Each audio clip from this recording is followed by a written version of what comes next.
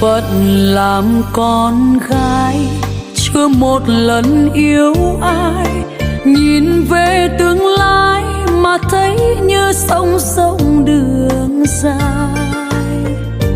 Cảnh nhà neo đơn, bầy em trường lớn chịu đôi vai gánh nhọc nhằn. Thầy mẹ thương em như tim người sẽ duyên, lòng thầm mong em đậu bến cho yên một bóng thuyền. Một mai em lỡ vấp ngã trên đời thay đổi, nhìn về anh người chẳng khiến em lẻ loi. Ngày buồn giá ai không vỡ quàng rồi, lặng nhìn dòng nước con sông phút bồi hồi. Một lần này hỡi em ơi ở lại đi, vạn trùng cơn đau ngoài kia chỉ là bao tố.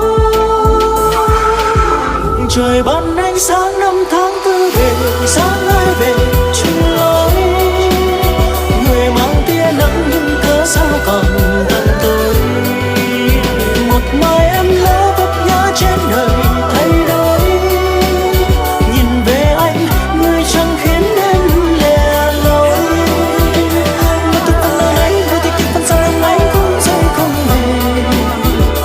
Dù đâu mà trời nắng lòng đơn xa xa nắng vẫn lối muôn đâu thể. Chỉ từng ngày nói nhớ ngày nào chung tình mình vẫn vỡ tơ giấc mơ nào. Người lời về luôn rằng Giêsu mò cô hay mò bê mong cứ luna thở lu sò mong chỉ tao rong ru lùa tao nó tao na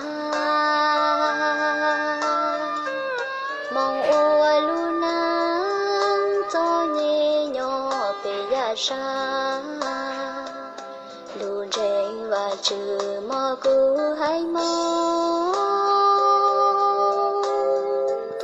tay nữa có mong bê tha tí kê cho nhẹ